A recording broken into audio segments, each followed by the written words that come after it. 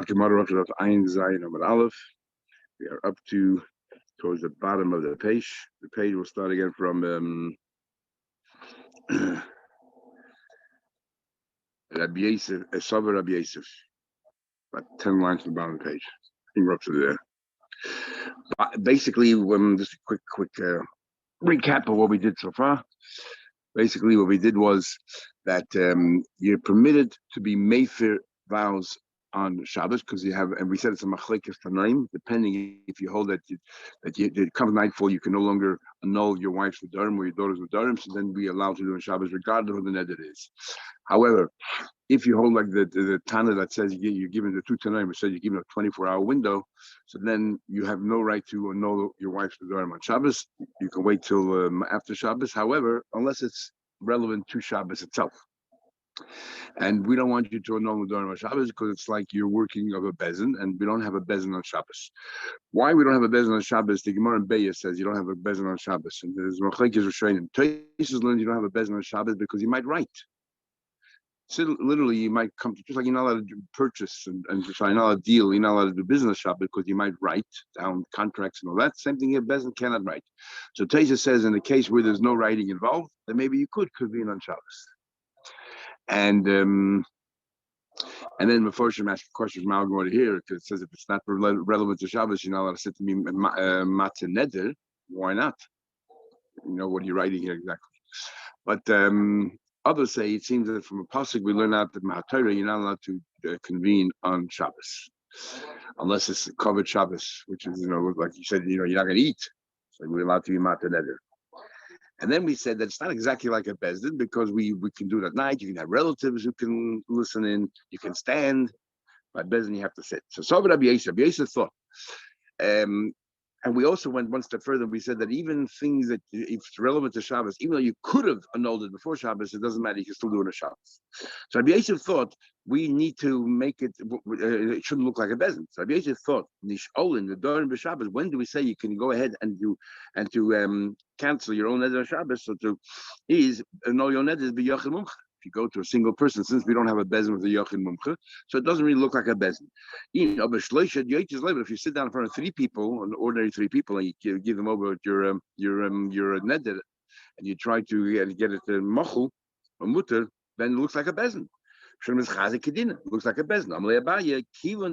Because of the fact that there's so many other details that are so different. For example, a moment you can stand. Yes, you had a discussion, you can walk, but standing you can't. I feel a bit craving, relative, that for sure you cannot use in a bezin. I feel a you can't start a din at night. And anyway, it does not look like a bezin, so it doesn't matter. You can even three people to be matzah yoned is all right. Rab Abba said, Omar Rab Huna said, Omar Rab, in the name of Rab. Halacha is mafidin nedarim ba'layla. You can even be made for neder at night. As if to say that to do it at night is a greater chiddush than using relatives or anything else. Then you can do it at night. So the Gemara of Hamasnisani. But not by that's true also. Very good. That's my hafara. So my matzah neder. Hafara and matzah neder is not the same thing. Hafara is a father and a thing, and that the Torah clearly says that he listens and he's made for it. Matzah neder is by strangers, and matzah neder we don't have a pasuk anywhere that says you give a matzah neder. We learned it out from that says in the pasuk lo yachel devoro that he shouldn't breach his own words. Chagiga says, but others can overturn his words. And the way it works is very different. The way we learned till now, all the Rishonim say, well, maybe talk about a little bit later, all the Rishonim say we had on Gemara here, that Hafara is from now on. And Hatorah means you undo it from the Lechatchila, retrospective. Maybe we'll talk about that a little bit soon. That's not so simple. Says the Gemara, so what's the chiddush that the Rab has to pass at night? We just learned the Mishnah. What must this need? It says the Nedarim b'Shabbos. The Mishnah clearly says that if somebody made a neder on Shabbos, Friday night, you can be made for it on Friday night. So what I need the Rab to tell me that. You're right. Hafara, we don't need any hefedim. Hafara, you have a short window. It's very different. The chiddush is shaila. Shaila, wait till the day. There's no highland, there's no rush, there's no window. You can do it forevermore. Nevertheless, you can be shaila at night. Rab Abba. So then Rab Abba, this is what Rab Abba said. Name Rab Hun, name Rab. Then Rab Abba turned around to Hun and said, Rab Hachi, did Rab actually say this? Or did you just remember you had it 3 times? Is it closed or did you hear it? You figured it out from some incident, or you actually heard these words? Amalei ishtik. Now there's different ways of learning pshat in the Gemara. There's 3 different ways. One pshat is ishtik. That was quiet. Amalei. So this is one way of learning Gemara. So the Baba says to Rav Huna, Ishtika Amrit, would somebody ask this question or said this to Rav, but Rav didn't say anything to protest or to object. That means that he's made, exactly. He's made that what? That you can be sure of night. Or Shosik Amrit, or maybe Rav was having a drink. You went outside to get some fresh air, also maybe to have a drink, and you didn't hear, you weren't there present if Rav made any comments. So according to that version, Rav Ika said, "Is dakele Rav leRabbo." Rav once went to Rav Hanan, supposed to be Rav Hanan, because Rav in one of the side rooms in the Chabadnitzer of the Beis Rav, and Rav was standing there alone and at night, and he was mataneder. So we see that Rav himself behaved that way. Another version is the other way around. Rav Huna's turned around to Rav Abba. He says, "Amalei," he said to him, "Why are you asking me? Is it because ishtik you hold that you cannot be sure of night? So you want me to be quiet and not to repeat it again, or you want me to, or ashkin, or you want to give me like yeshakayach, and how they use yeshakayach is l'chaim. They will give him a cup of wine. They say l'chaim, and that's so you're happy that Rav said it because you're in agreement. Further, but the outcome is the same anyway. That you can Rav himself behave that way he did it that time. Oh, yeah. We do that sometimes. Simchas Torah, we definitely do that. Omar Rabbi Nachman, halacha is nish'oli nedarim. The halacha is you can be sure nedarim. I'm yechidi standing yechidi alone ubelayla at night. Ube Shabbos and on Shabbos ube kravim and relatives. Afilu hoya lehem pnaim by James. Which question? These are all different questions we asked before. Even if you had time Friday afternoon, come Shabbos, you didn't have for whatever reason you weren't mataneda, you can if it's relevant to Shabbos.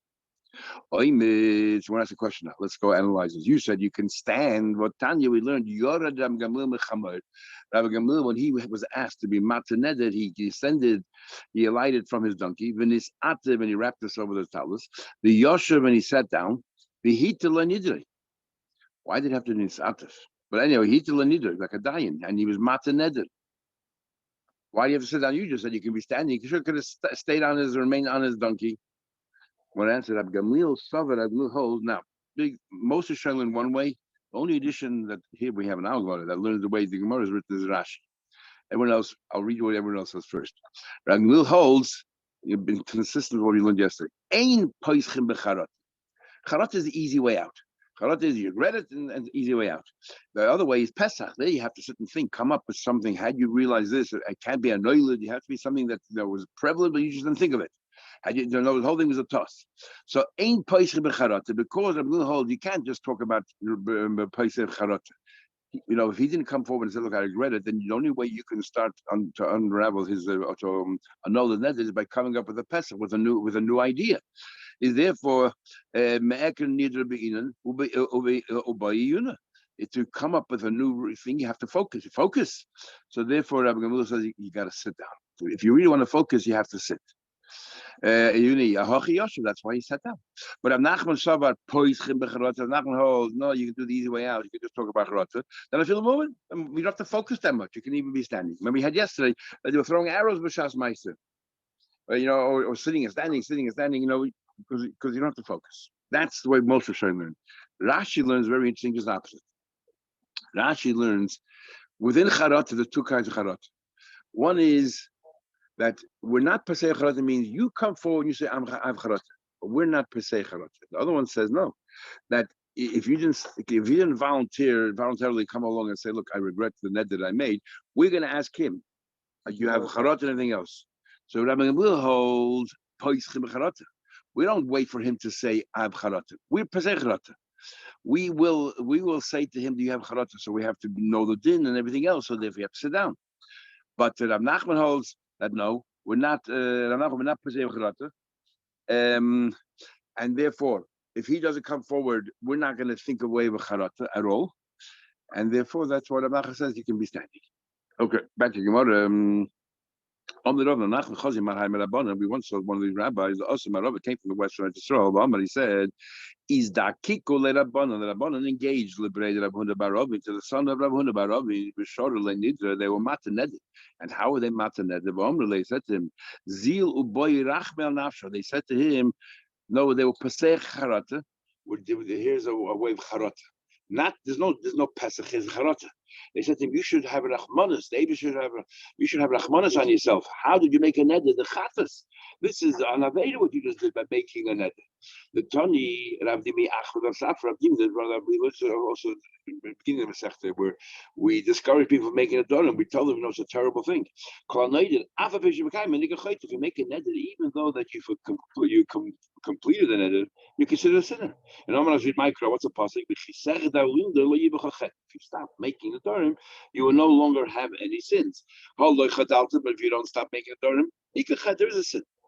So that's how they open up with charata. Why is it by a nazir?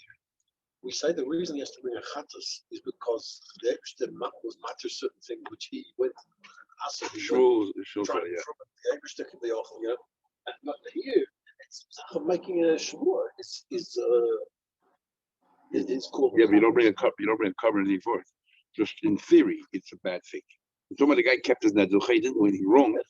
His whole 30 days of the sinners. Now he has to bring. Yeah, but no. But the neder itself is wrong because he abstained during B'shas Ma'aseh. He abstained from things. There's not enough of the Eibusher Asher already after that book. Kol mitzayis atzam and ayayin nikra chayta. I had more times. So that's in that itself is not. No. Yeah, but he's saying it in theory because he shouldn't get that habit. Even though we learned before that it's a mitzvah to make the Dorim for something true, for positive things like I do a mitzvah, I'll learn Torah. Tell you what further. Tanya learned. If a man says to his wife, there's two ways of learning Pshat in the Gemara. One way of learning Pshat is as follows. We're going to make a distinction between hafara and kiyum. Hafara, you have to be clear. When it comes to kiyum, you don't necessarily have to be clear. But hafara, you have to be clear because by kiyum, you don't have to be clear, as the Rishonim explained, because even if you said nothing, if you were quiet and the night comes by and you didn't annul your wife's net, the net becomes confirmed. So surely if you say a few words that we have in IT, what you're talking about is enough. When it comes to hafara, it says clearly pasuk yafer. You have to annul it. You have to be very clear. So if a person says to his wife, all the and according to this, it's the past tense, all the nedarim that you made, I can't take these nedarim. Ain't a neder, or this is not a neder. If he uses these kind of words, that's not called hafar. You have to use the word hafar. That word can't say it's nothing. I can't take it. That's not hafara. But if he talks about kiyum, good that you made that neder. Or wonderful. If you would have made neder, I would have encouraged you to make the neder. That's enough for a kiyum. So the contrast between the beginning of the Bryce and the end is between hafara and kiyum. The other Rishonim learn no, they're all talking about kiyum. But in the first one, you said, I want all future nedarim to be cancelled, as if to say, but the past nedarim until now is good. That's a confirmation. That's no good because it's not, even as far as confirmation is concerned, it's not good enough. But if you said Yafa Sisa Ven Kamashcha, that's really saying the same thing as Kiyum. That's a clear confirmation. You're saying wonderful what you just did. So therefore, now we're contrasting in Kiyum itself two kinds of Kiyum, and this version holds that Kiyum has to also be clear, not like the first Pshat I told you. Then further, on Shabbos you have to be a little bit different than during the week because covered Shabbos. Look at that. So even though it's not just even the words that you use, it's this Shabbos get or this Shabbos they used to speak this way. So don't use the word mufalachi or batalachi. Don't use words that this neder is mufar to you or bottled to you, which is the words you have to use, and because that's how you speak during the week. The way you do in the week. We tell her, let's say she made a neder that she won't eat. She made a neder she won't drink. Tell her, take this and eat, take this and drink. So by saying that, what he's saying, you no longer have a neder. So you change the words around. It's fascinating how far we have to go and be careful how we speak on Shabbos, even something which is nothing wrong with it during the week. This is the halacha. Nevertheless, Shabbos, speak a bit more edel. But that's talking about your own personal things. The chefse shemayim you're allowed to. Haned the bottom elo, the neder is cancelled on its own. Rabbi Yechon says, "V'tzorich sheyevatul b'liboy," but you have to be mevatul in your heart. A big machlek is showing you what he just said. I'll come back in a minute. Tanya, but in your heart you have to think this neder is cancelled. Tanya, we learn. B'Shabbos says b'Shabbos mevatul b'liboy. Shabbos, you just mevatul in your heart, and b'chol moitiv v'sasa. On the weekend you have to speak it out. You have to utter the words. Mufalachi. Basil says echad zeh mevatul b'liboy ve'ein tzarich l'haitzi v'sasa. You don't have to say it, utter it. You just mevatul b'liboy. What exactly is Rabbi Yechon saying here? Big machlek is a shayim. Some Rishonim say, but Rabbi Yechon is saying here is that you don't have to even say tlivish ba'achli, tlivish tli. You don't have to say that. Nothing. You just amavatul b'lev, and that's good enough. Now in bitul b'lev, Rashi says I'm soching it says over there, "B'vatul b'liba b'daya daftalah b'beis." B'vatul b'liba b'daya, says Rashi, v'yomer, and you say hefker kafdara. So Rashi clearly says "B'vatul b'liba" there doesn't mean literally, because that's not called "B'vatul b'liba." That would be maharer. In the Gemara Brachas we have the chafal there that when you thinking, you're tummy about Kedi, you maharer. B'vatul b'liba is not the same word. It should have said maharer b'liba. So B'vatul b'liba means that the main thoughts, that nobody can hear it, but you have to say the words. And even though you don't hear in your own ears, it's good enough. We have a benching in brachas there as well. That is good enough. That's so therefore, Rabbi Yechon is sort of arguing the previous Gemara. Rabbi Yechon is saying, and Bisham Basil are arguing that. Bisham says the hill is only in the weekday you have to say Bisham, and Bisham says no. You say nothing. Why do you say Kliva Ochli Kliva Shli? Only that she should be aware that you're Mavatl HaNeder. So Kliva Achli is not a form of Hafar at all. You're just letting her know, by the way, you can go ahead and eat, no problem. Because otherwise she doesn't know and she'll think that she's awesome. What's the point of, it's not fair. Being made for a neder and she thinks she's still bound by it, that's not fair. And we'll learn later about Hashem Yisrach when she doesn't know. Okay, but others learn, no. Others learn that Rabbi Yechon is continuing. You definitely have to say Kliva Achli, Kliva Shli, and that is a form of Hafara. But mevatel b'liba, the actual words of hafari mevatel b'liba. So you need to say klivach. It's not just megala das to her that this is the situation. You need to tell her because that's part of the hafara itself. By telling her, go ahead and eat. I'm dismissing the neder, and then in your heart you think the words mufalachi. Those are very words I'm saying this neder like we say by Rosh Hashanah, and hakasharlach and all that. Certain words you have to use, or hakamufalach. Certain words that you have to use. The big machlekes. Says him further. If the chacham was supposed to say mutalach, says the language of the husband, use the word mufalach, or a baal she'amar b'lashon chacham, if a husband says to his wife, instead of using the word mufalach, it's anol, which is the word that Torah uses. Torah says you should be made for it. He said he uses the word mutalach, like lamakum, because it's not just a question of the words; they have different meanings. Exactly, different products. Tanya we learned. It says in Pasuk that you should speak to the leaders of all the Shvatim and say, Zeh Hadover Hashem. What means Zeh Hadover? This is the thing. So Zeh Hadover means this is the prescribed method and no other. Zeh Hadover Chachamate Be'ein Baal Mate. This is the method that a Chacham is Mate, but not a husband. Sheyachal, I would have thought. Now, what is the difference? Because Uchay is only semantics. Mutter or Muffer. So generally, we learned till now that mutter l'cha means you're undermining the neder as if it never happened in the first place, because you're saying the whole thing's a neder betos. And mufer l'cha means mikana lahaba. And what's the difference? What happens if a person makes a neder on a Sunday and on Tuesday goes to the Rabbanim to be matzah neder? He made a neder, he won't eat meat, and on Monday he ate meat and he was warned. Will he get malchus for eating meat on Monday? Same thing with the wife. She made a neder, she won't eat meat, and the husband was made for 3 hours later, and during those 3 hours she ate meat. She breached her own neder. If you learn that it's mafreya, it never was a neder in the first place, so by the case of an ordinary neder, he will not get lashes. But if it's mufa, which means makano lahaba, but during those 3 hours, the neder was a proper neder, and she ate then she will get malchus. However, the Rambam learns exactly the opposite. He learned that mufa means it never was a neder in the first place. And mutter means from now on it's mutter. So he goes, how come we we had a few Gemara that seem differently, so all the Mefarshei Rambam tried to explain what exactly it means. Some of them say, which you have to understand exactly what it means.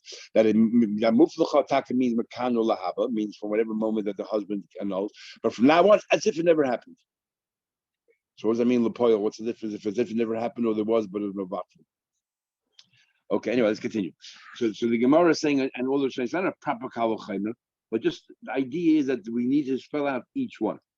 I would have thought, Ma chacham shein mefer mater chacham cannot be mefer, can be mater.